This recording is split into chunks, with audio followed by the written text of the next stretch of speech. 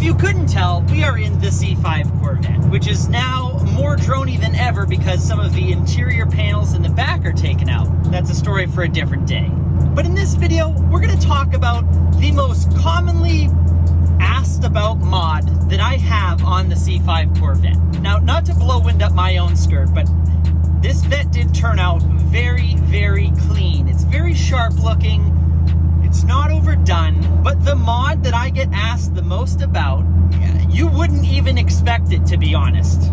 You really wouldn't. Because even though this Vette is lowered on lowering bolts and has nice C6 wheels on it with just yellow painted calipers, not even aftermarket brakes, just painted calipers, the question I get asked the most about, the mod that I get asked the most about, believe it or not, is the radio.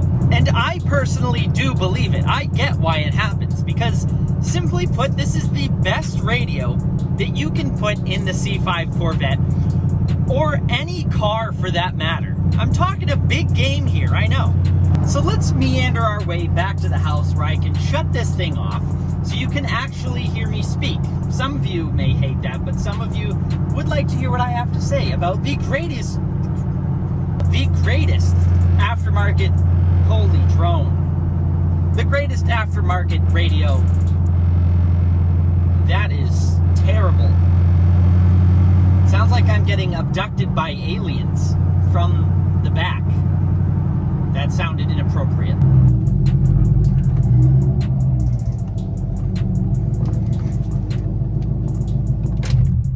Finally, some peace and quiet. Just kidding, I'm still talking. So in this video, most importantly, I'm going to tell you guys the entire setup that I have here for my infotainment system. Because a younger and less wise Jake made a video, God, it's got to be 2 years ago now, maybe over 2 years, actually installing this whole thing. And it took me 5 full days of work to get this thing installed. Now, it normally doesn't take someone that long. It's just, it takes an idiot that long, like me. But when I tell you that it's been the best modification, the best upgrade that I have made to this thing, I can't emphasize that enough. This thing is awesome. Everyone who rides in the car compliments me on it. Every video that doesn't even have anything to do with this, people say stuff about it and they ask a lot of questions. And so that's what I'm here to tell you guys about. If you guys are new to the channel or newish, where you missed any of the videos where I've mentioned this, this is the Pioneer MVH 1400 NEX. And a quick side note, I'll include links to everything that I used here down in the description below. Amazon links so you can buy it. I'm pretty sure most of the stuff is on Prime, so in 2 days you can have this and you can begin the install, where you can have the same exact setup as me. And who wouldn't want that? So this is the MVH 1400 NEX head unit. And surrounding it is the EcoTric double din console, I think you would call it that. And it's painted with color bond paint, a special type of paint made specifically for this material.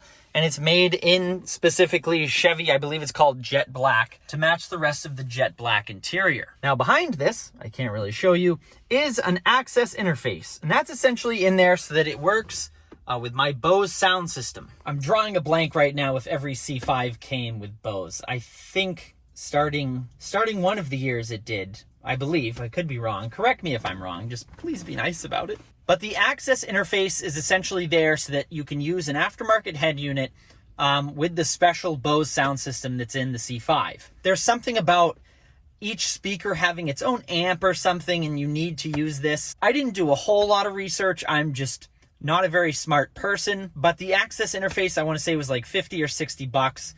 And to keep good quality sound that the Bose was producing, people crap on the Bose sound quality. I really don't think it's that bad. Not like I can hear anything anyways with, well, no exhaust. But from everything that I read, you do need to have the access interface in there. Now, if you guys are curious how the install goes on something like this, I'll include a link to the install video that I did. It's a little bit hard. It's a little bit long. I know that. And it might be a little bit hard to follow along with it spots. But just remember, I am not an audio professional. I'm not a professional anything besides a professional idiot. I'm a YouTuber. So it took me a lot longer than it might take you to do this. But in that video, I go through basically where I went wrong, the problems that I ran into. But I'm happy to say now 2 years, like I said, 2 or 2.5 years later, maybe even 3 years later, this thing is still holding up amazing. Now the MVH 1400 NEX has Apple CarPlay, which is the #1 reason why I bought it. It has Apple CarPlay, it has Android Auto, and one of my favorite things about it is it doesn't stand out like it's an aftermarket radio. Really, if you didn't know, if you were just getting into the Vette for the first time, you might think that that's factory, even though this car is from 2001. And one of my other favorite things about it is the material that the screen is made of. It's almost like it's a glass screen. It's not one of those like rubberized soft touch screens where you physically have to like push into the screen to hit the button. I hate those. You can tell that they're aftermarket. They look cheap to me, but I did do a lot of research on that because I knew that I did not want one of those regular like soft touch screens that I feel like every aftermarket radio is made of. And I think that's why the 1400 NEX stands out, because I don't think a lot of aftermarket screens have that type of screen. So that was really important to me. The only downside is those other screens don't really show fingerprints. This one does show fingerprints, nothing over the top and stuff, but I also am the kind of guy that gets out, works on the car, and then gets in here and goes for a drive, and then I touch it with my grubby, greasy little fingers. So it's not like, you know, my hands are always clean and I'm touching it. Maybe the screen would stay clean if that was the case. So the cool thing about it, again, let's get it started up here. Now I can't plug in my phone right now to show you guys the Apple CarPlay because I'm using my phone as the camera. But when it boots up here, it's nice and quick. As you can see, this is just the regular interface, not connected to Apple CarPlay or anything. You've just got easy menu and stuff. It's trying to connect to my Bluetooth right now. It's quick. That's what I like about it. It auto connects to your phone fast if you just want to use Bluetooth, or else, like I said, you can plug in a cord. I have mine hidden. Normally it's black, but my black cord just died, so I have to use this white one. I just tucked it down here, and there's the cable that comes out for the interface. It's nice and easy. I just tuck that up under there, give myself a little bit of cord. This is a little bit harder than it looks with one hand. And then your cord comes out, plug it in. Unfortunately, with the C5, there's no place to put your phone anyway, so it ends up just resting on my lap here. But the screen is nice, quick. I mean, look at how quick that is. Very quick. It's got all sorts of options. I'm not an audio guy, and all this is grayed out because nothing is connected to it right now. You can change the color of those lights right there on the side. See, it's changing right now. I have it just to scroll through the different color options. And I like that it's faint. Those lights are faint. Some of the aftermarket ones, you know, they have buttons all down here and the whole thing lights up. And when it changes colors, it's just kind of, it's a little over the top. It's a little much for me. Now, as I said, the audio quality for me, again, I'm no audio engineer by any means. The audio quality for me is good. It's a nice sound quality.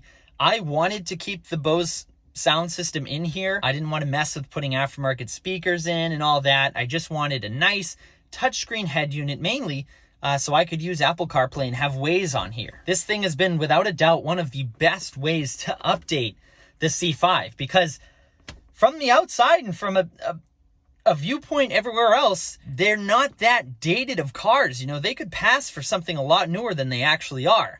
The interior, you know, that probably couldn't. But when you put this in, it completely updates it. It transforms the car. It increases the accessibility of the car when you go on long road trips, for any time, short trips, long trips. This thing is amazing, and I can't say enough good things about it. And in the 2.5 or 3 years, whatever it is, that I've had this installed, I can't think of a time where it actually didn't work. There was maybe 1 or 2 times where I couldn't get it to boot up, and that was around the time that my battery was dying. So I don't know if the car didn't have enough voltage to run the screen or what, but I got a new battery and the thing worked, and it's worked amazing since. I've really never had an issue with this thing. Let's get this key off, save some battery since I was talking about it. As for the double-din surround, there's a very popular console. I can't think of the name of it. I believe it's Vette Nuts or something like that. And they make what I believe is the most popular double-din surround for the C5, but it's also much more expensive than this one. So I just looked it up actually. Vet Nuts makes one. There's a couple other companies. Metra is a very popular one of these. But the thing is, I paid, I believe, around 70, 80 bucks for this thing back when I bought it. I got this one because it was the least expensive of the ones. I read reviews. They got great reviews. And I'm here to tell you, 3 years later, this thing has held up amazing. Literally not a single complaint about it, to be honest. As you can see, the fit right there is a little low. It's a little high up there. But that's a problem that I had when I was measuring and fitting that in there. That's not a problem with the double din, I believe. I think that's a problem with me. I think that might have been my mess up. And I tried to straighten it out and stuff, and I was honestly at day 5 so sick of messing with this thing, I kind of just said, screw it, I'm bolting it up the way that it sits. So besides those little fitment issues there, which again are my fault, lines up nicely. The coating that I put on, the Color Bond paint, is standing up really well. Besides where my knee constantly lays, it's kind of rubbing away there. But again, that might be a problem with me because I, as you guys know, you may know, I'm 6'5". I winked under the glasses, tried to wink in case you missed it. I'm 6'5", so when I'm driving, like, this is where my legs sit. And the seat is all the way back, and that's just how my legs fit in the car. So even if this was the factory coating on there, that wouldn't exist there anymore. That's really all I have to say about that. It's the Pioneer MVH 1400 NEX.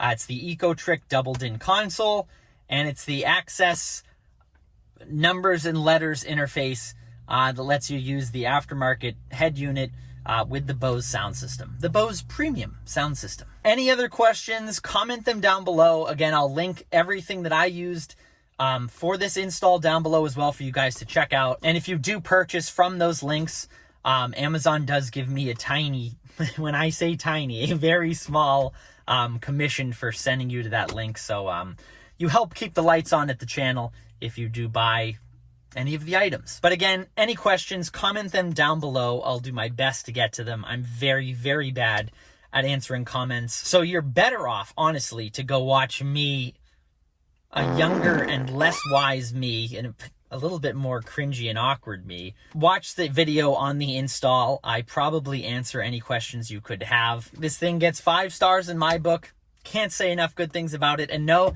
this isn't sponsored. I would have loved it if Pioneer sent me this $300 or $400 or $500 head unit for me to install. God, that would have been great. I don't know how I could say anything better about it though, because that's from the heart. This thing's great. Pioneer, if you see this, I would love one of these in my truck. My Z28's a little old for one of these. Probably wouldn't fit in. You just send me a bunch of them if you really wanted, or just send me one, or just reimburse me for the money that I spent on this one. That would be nice too. But thank you guys very much for tuning in. I'll catch you in the next one. Happy motoring.